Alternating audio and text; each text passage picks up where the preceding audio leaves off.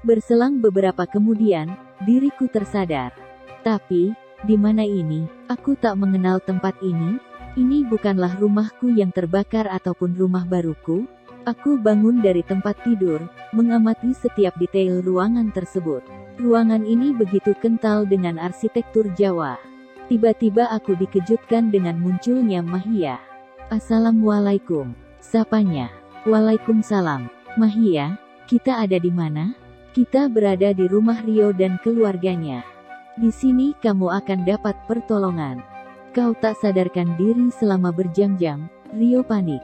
Akhirnya, dia menghubungi supirnya untuk membawamu ke rumahnya. "Flo, papamu dalam bahaya." Saya diminta Rio untuk memantau keadaan Pak Hans. Terlihat dia disekap oleh Elis. Setelah mendengar penjelasan dari Mahia, aku begitu sedih, tak bisa lagi terbendung air mata ini. Aku harus pulang, aku harus menolong papaku sekarang juga. Aku memaksakan diri untuk pergi, tapi kepalaku masih terasa sangat pusing dan berat. "Jangan dulu, kau kelelahan. Tetaplah di sini, lagi pula kita memerlukan strategi untuk menghadapi Elis. Menurutlah kepada saya, atau saya tak akan membantumu lagi." "Kau mengerti," tegas Mahia. "Baiklah." Aku menjawabnya dengan perasaan khawatir terhadap papa. "Aku akan pergi memantau segala keadaan di rumahmu. Tetaplah di sini sampai aku kembali," kata Mahia lagi. Perasaan sedih dan cemas menjadi satu. Ada banyak fakta yang terungkap, hasilnya begitu buruk. Kenyataannya Mama Rosita yang selama ini kukira adalah ibu kandungku, ternyata dia adalah orang yang memisahkanku dengan ibu kandungku. Kak Jessica yang kusangka begitu menyayangiku, ternyata selama ini dia membenciku. Dan, sekarang papaku dalam bahaya di tangan iblis perempuan yang merupakan tanteku sendiri. Tapi, bisa-bisanya dia menikahi mantan suami dari saudari kembarnya sendiri. Terdengar suara percakapan dua orang laki-laki yang memecahkan keheningan di rumah ini. Mereka sepertinya sedang mendebatkan sesuatu. "Bapak, saya berterima kasih seumpama Anda merestui. Niat saya hanya memberikan pertolongan." "Beneran toh, Nak? Ingatlah dengan calon istrimu. Lah bagaimana nanti perasaannya jika tahu kalau kamu membawa perempuan lain ke sini?"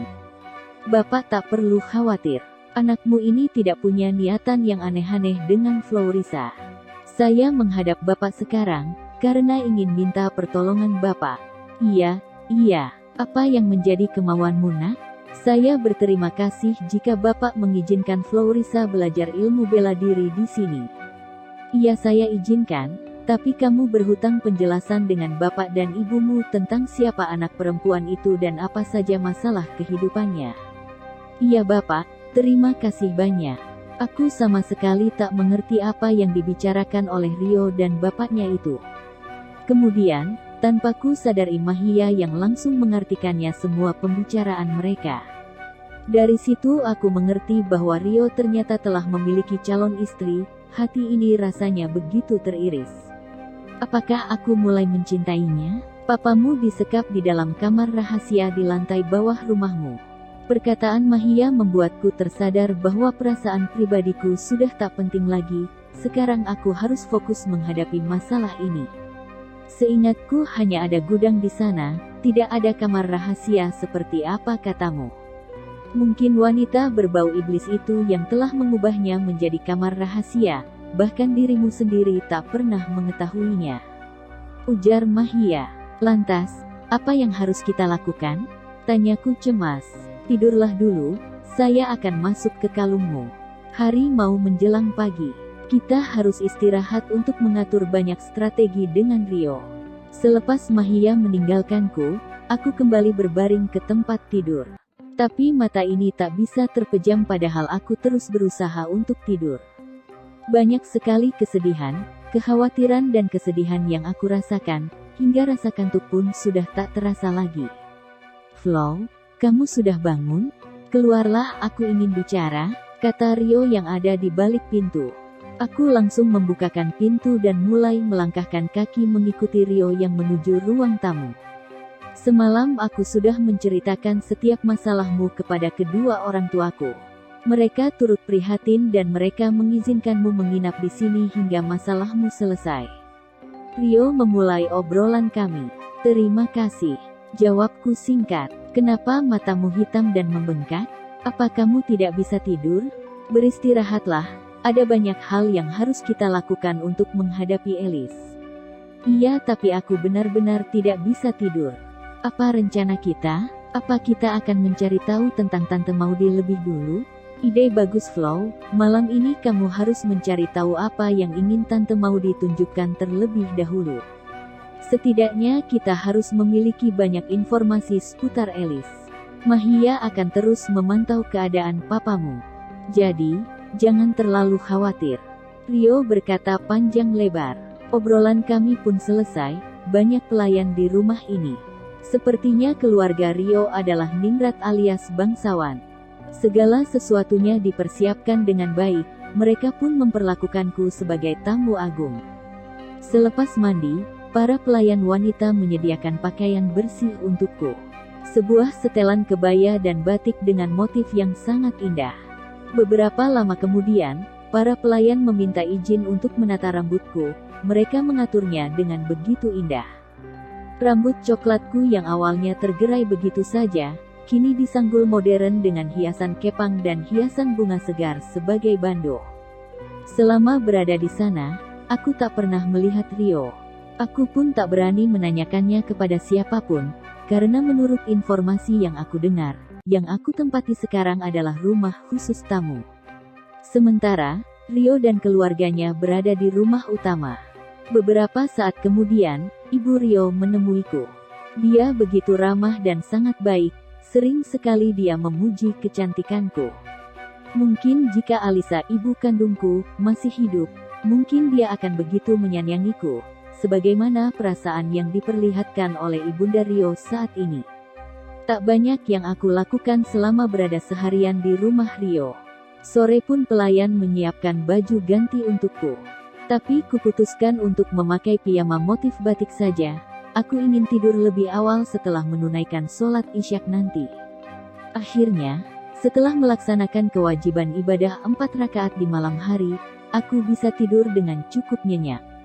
Bangun, Flo. Sudah waktunya kita mencari tahu mengenai pintu Maudie. Mendengar perkataan Mahia, aku pun langsung terbangun. Aku melihat Rio sudah berada di ruang tamu. Dia mengatakan bahwa untuk bisa sampai ke pintu Maudie, kami tak perlu lagi pergi ke rumah lamaku, karena aku bisa masuk ke dalam pintu lemari teleportasi milik Bapak Ajisoko, ayahanda Rio. Masuklah ke dalam bersama Mahia, aku akan menjaga kalian dari sini. Perintah Rio. Mahia mulai membaca mantra. Lemari tua yang semula berisi pakaian kini berubah menjadi pintu dimensi lain yang mengantarkan kami ke dalam kisah dan sisi kehidupan seorang Maudie. Alice, aku turut prihatin atas meninggalnya ibu dan juga saudara kembarmu, kata Maudie kepada Alice. Ini semua karena perbuatan Hans dan Rosita. Suatu saat aku akan membalas mereka. Alice pun menjawabnya dengan penuh amarah. Aku akan membantumu. Aku punya solusi, kita pergi ke orang pintar saja. Aku harus membuat Hans terpikat padamu. Rebut dia, saran Maudie. Aku akan melakukannya tapi nanti. Aku ingin membunuh Rosita lebih dulu, setidaknya nyawa harus dibayar nyawa. Apa kamu sudah punya rencana jitu? Tanya Maudie. Bukankah adikmu sekelas dengan Jessica? Dia anak angkat dari Hans dan Rosita. Coba pengaruhi terus Jessica. Sampai-sampai dia membenci ibu dan adiknya. Bagaimana, bisa kan? Rencana Alice mulai tersusun. Hei sayang, Jessica masih duduk di kelas 6 SD. Bagaimana caraku mempengaruhi seorang anak kecil? Kata Maudie. Mudah saja, ceritakan saja seolah-olah kamu mengerti seluk-beluk keluarganya, yang akan mengusir Jessica dalam keluarga itu, karena di sana Jessica tak pernah mendapatkan hak apa-apa. Karena dia hanya punya status sebagai anak pungut. Mudah kan? Alice berkata sambil menyeringai puas. Maudie pun menyetujui setiap rencana licik yang sudah direncanakan Alice. Hari demi hari, terlihat Tante Maudie begitu rajin mengantar adiknya, Desi yang merupakan teman sekelas Jessica. Setiap hari dia meracuni otak Jessica dengan mengatakan banyak hal, bahwa Mama Rosita pilih kasih, karena Flo kecil memiliki barang-barang bagus dan mewah, sementara dia tidak. Maudy juga mengatakan bahwa Mama Rosita hanya sayang kepada Florisa, diriku yang sewaktu itu masih duduk di bangku kelas 3 SD belum mengetahui apapun. Pantas saja, perlakuan Kak Jessica berubah-ubah. Kadang dia baik padaku, kadang pula usil dan sangat cuek. Ternyata ujaran kebencian itu, dia simpan hingga dia dewasa, sehingga dia menjadi seorang kakak yang membenci adiknya setiap saat. Setiap hari, Maudy tak pernah berhenti untuk mempengaruhi Kak Jessica. Sampai-sampai dia pun memutuskan untuk sering datang ke kampus Kak Jessica, hanya untuk memberikan hasutan dan pengaruh buruk. Kau tahu Jess, omku yang merupakan salah satu karyawan di perusahaan papamu mengatakan bahwa 100% saham perusahaannya akan diberikan hanya kepada Florisa. Sungguh tidak adil kan ya? Padahal kan kalian berdua sama-sama anak angkat, ungkap Tante Maudy kepada Jessica. Yang aku tahu, 50% saham itu milik papa dan 50%-nya lagi milik mama. Berarti selama ini mereka tak pernah adil kepadaku. Mereka memberikan segalanya kepada Flo. Jessica mulai terhasut, emosinya mulai tersulut. Tepat sekali. Kamu harus minta bagianmu juga kan, apapun caranya. Jika kamu tak dapat bagian 1 sen pun dari perusahaan itu, maka siap-siap kamu akan didepak paksa oleh Florisa. Dan, dia akan menari-nari di atas penderitaanmu yang menjadi gelandangan di pinggiran jalan. Kata Maudy sambil berpura-pura sedih. Tante, aku tidak akan diam saja. Aku akan bertindak sesuatu. Setelah berkata, Jessica berlalu pergi. Bagaimana kau puas? Ku dengar Rosita sudah mati. Dan, gadis bodoh itu juga sudah mati. Hahaha. Maudy tertawa puas. Kerja bagus kawan. Tapi awalnya aku tak menyangka bahwa Jessica bisa membakar ibu asuhnya dan dirinya sendiri hidup-hidup. Hahaha. Mari kita rayakan keberhasilan ini. Mereka pun terlihat tertawa puas, merayakannya dengan beberapa gelas wine. Sementara aku yang hanya bisa melihat adegan itu, benar-benar sudah tidak tahan lagi. Tapi itu hanya adegan masa lalu yang sudah terjadi.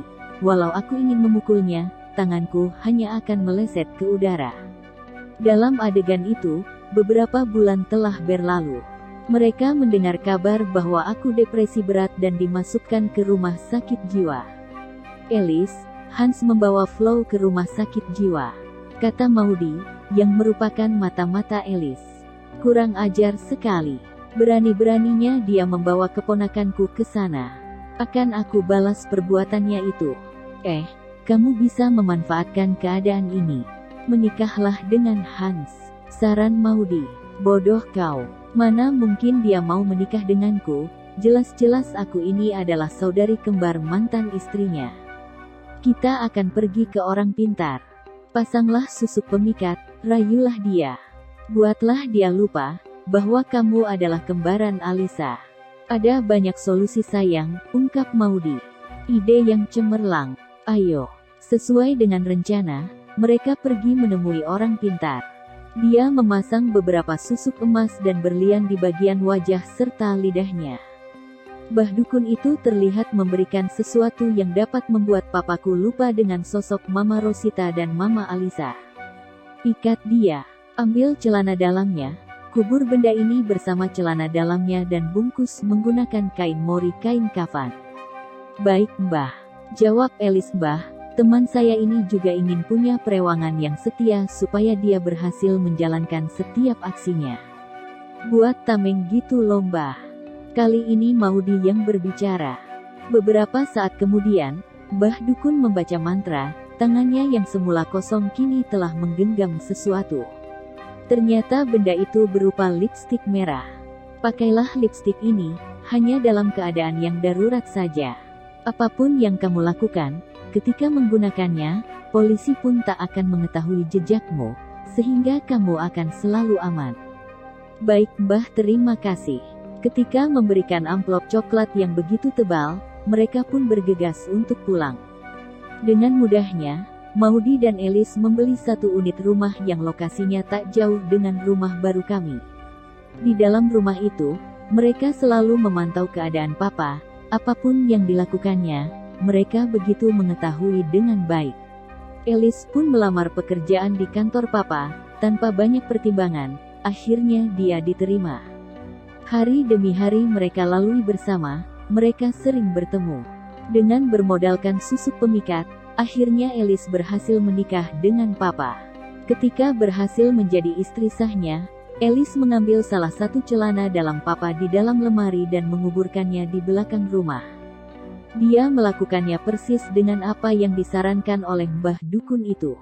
Elis mendengar kabar perihal kesembuhanku, sehingga aku akan segera pulang.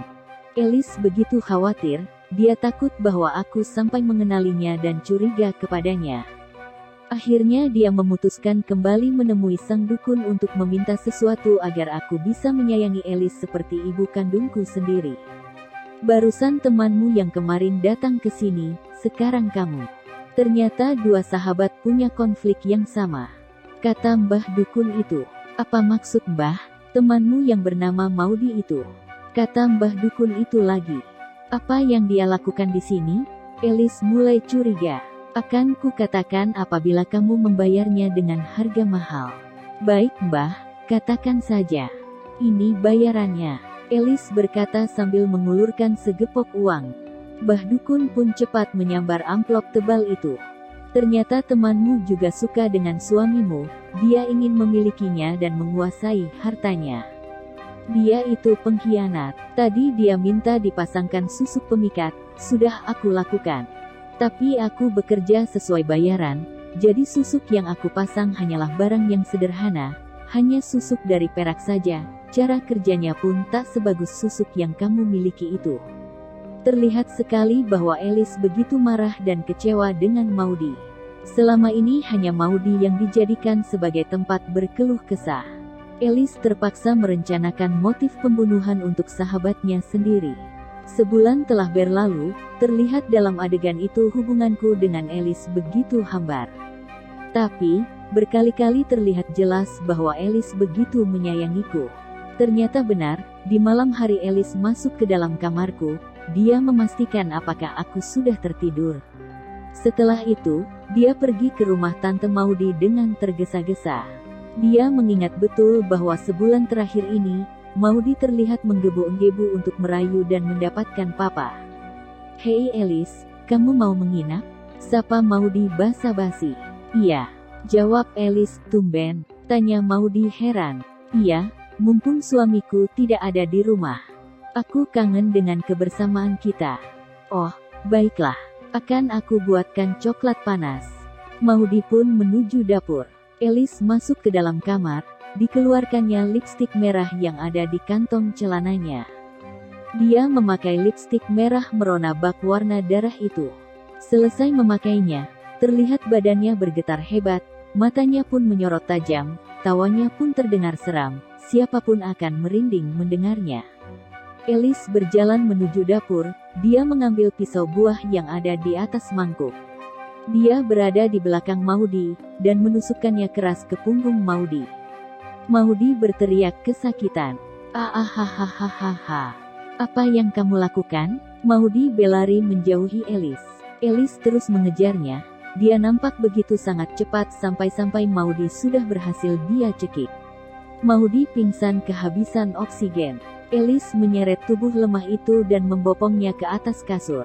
Dengan sabarnya dia menunggu Maudi hingga sadar. Setelah sadar, Elis langsung menindih wajah Maudi dengan bantal besar. Terlihat tangan dan kaki Maudi meronta untuk dilepaskan. Tapi, tenaga Elis jauh lebih besar, sehingga Maudi pun tewas seketika. Itulah hukuman untuk seorang pengkhianat sepertimu. Cih, kata Elis sambil meludahi tubuh yang tak bernyawa itu. Disiapkannya kantong kresek berukuran besar. Elis memasukkan mayat tersebut dan membawanya keluar. Dia menuju halaman rumah kami, kantong itu dia masukkan ke dalam gudang. Yang ternyata gudang tersebut sudah diubah menjadi kamar rahasia. Dia terlihat akan memotong-motong tubuh Maudi. Sudah Mahia, bawa aku keluar. Aku sudah tidak kuat lagi melihat adegan ini. Kataku menahan mual. Baiklah, setidaknya hal penting dalam adegan ini sudah kita ketahui. Tentang lipstik merah itu, kata Mahia. Kemudian dia membawa keluar dari lemari itu. Dalam waktu singkat, kami sudah berada di ruang di mana Rio berada. Flow, dia ingin mengatakan suatu hal yang sangat penting kepadamu, kata Rio sambil menunjuk ke arah arwah Maudi. Aku pun mendekatinya. Aku juga penasaran dengan apa yang akan disampaikannya. Flow, tolong aku. Kuburkan aku dengan layak. Musnahkan dan hancurkan lipstik merah itu. Tolong. Tanpa sempat menjawab perkataannya, arwah itu pun telah menghilang dari hadapanku.